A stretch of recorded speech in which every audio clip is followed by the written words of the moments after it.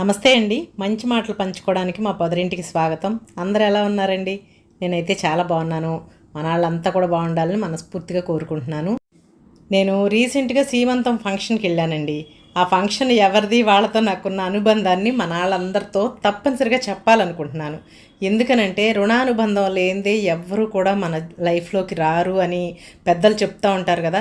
Same అలాంటి రుణానుబంధమే మా వాణక్కకి మాకు ఉన్నదండి. ఇప్పుడు మీరు చూస్తున్నారు కదా, ఎల్లో కలర్ శారీ, తను మా వాణక్కండి. తనకి మాకు ఎటువంటి బంధుత్వం కానీ రక్త సంబంధం కానీ ఏమీ లేదనమాట. కాకపోతే మా అనుబంధం ఈనాటిది కాదండి, ఒక 30 ఏళ్ల పైనాటిది.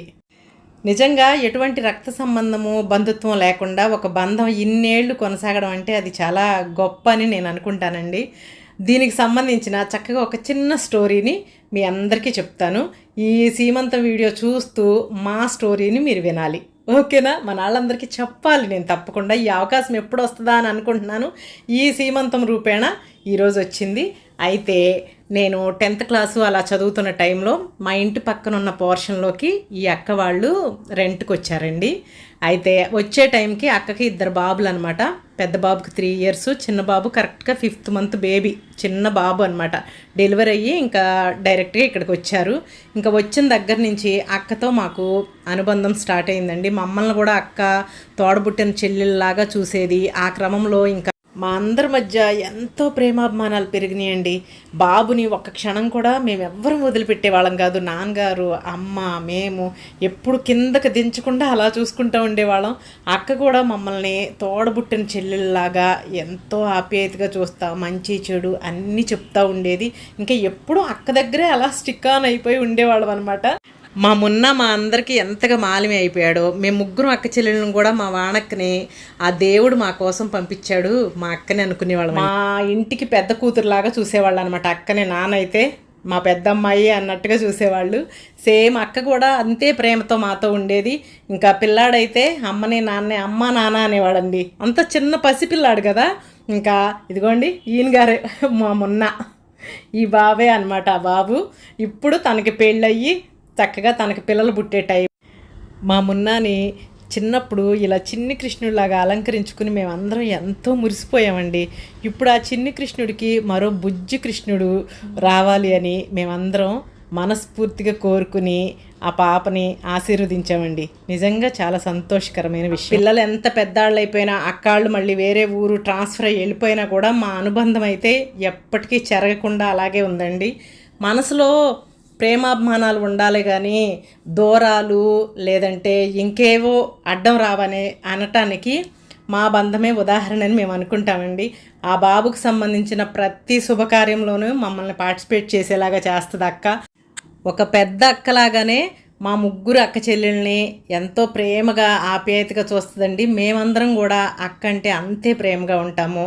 ఆ బాబు కూడా ఇప్పటికీ మా అమ్మని అమ్మ అనే పిలుస్తాడండి. మా మున్నా అనమాట తన పేరు.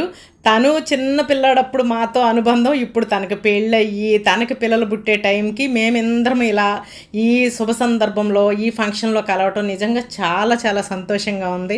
అక్క ముందే మా అందరినీ ప్రిపేర్ చేసిందనమాట. మొన్న వస్తున్నాడమ్మా ఫారిన్ నుంచి, ఇక్కడ ఫంక్షన్ చేసుకుంటున్నాడు, మీరు అందరూ తప్పకుండా రావాలని ముందే రిమైండ్ చేసింది. ఇంకా అమ్మని తీసుకుని మేమందరం వెళ్ళాము. అమ్మ అయితే ఇంకా కళ్ళ నీళ్ళ పర్యంతం అయిపోయింది. మా అబ్బాయి అంటదండి. తను పెంచింది కదా, అందుకని తను కూడా అమ్మ అని పిలుస్తాడు. ఇప్పుడు మా అందరికీ పెళ్ళిళ్ళు అయ్యి మా ముగ్గురికి కూడా అబ్బాయిలు పుడితే అదంతా కూడా మా మున్నా చలవ, మా అబ్బాయి చలవ అని అంటదండి. ప్రతిరోజు కూడా ఆ బాబుని తలవని రోజంటూ మా అమ్మకు ఉండదనమాట. అంత ప్రేమగా ఉంటుంది. అమ్మైనా నాన్నగారైనా కూడా. మా నాన్నగారు లాస్ట్ టైంలో ఆయన హాస్పిటల్లో ఉన్న టైంలో కూడా ఆ బాబు పేరు పలవరించి ఆ బాబుని చూడాలని కోరుకున్నారు. ఆ టైంలో కూడా అక్క బాబుని తీసుకొచ్చి నాన్నగారికి చూపించింది. నిజంగా నాకు ఎప్పుడు అక్కల విషయంలో మా అనుబంధం విషయంలో తలుచుకుంటే ఇదే అనిపిస్తుంది.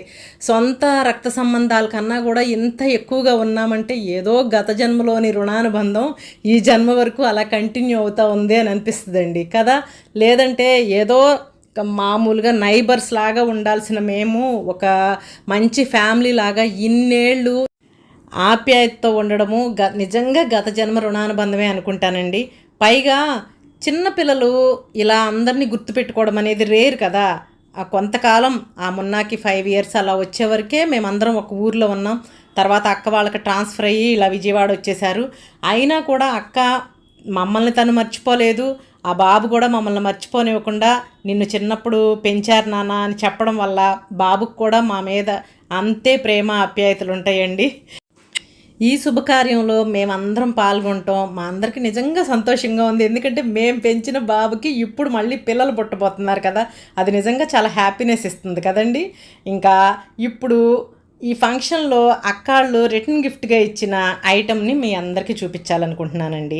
ఇదంతా ఏదో గొప్ప కోసము ఫలానాది ఇచ్చారని ఆర్భాటంగా ఆ ఉద్దేశం మాత్రం 100% కాదండి. ఒక మంచి ఐడియాని మీ అందరితో షేర్ చేసుకుంటే మీ అందరికీ కూడా ఏదైనా అకేషన్ వచ్చినప్పుడు ఉపయోగపడుతుంది కదా, సేమ్ అలాగనమాట.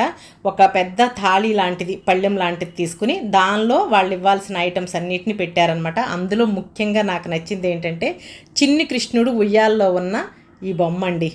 మనకి పాతకాలంలో ఏంటి, ఇప్పుడు కూడా డెలివరీ అయ్యి అత్తగారింటికి వచ్చేటప్పుడు చిన్న బొమ్మను కూడా ఇస్తారు కదా సారితో పాటు, సేమ్ అది గుర్తొచ్చింది నాకు.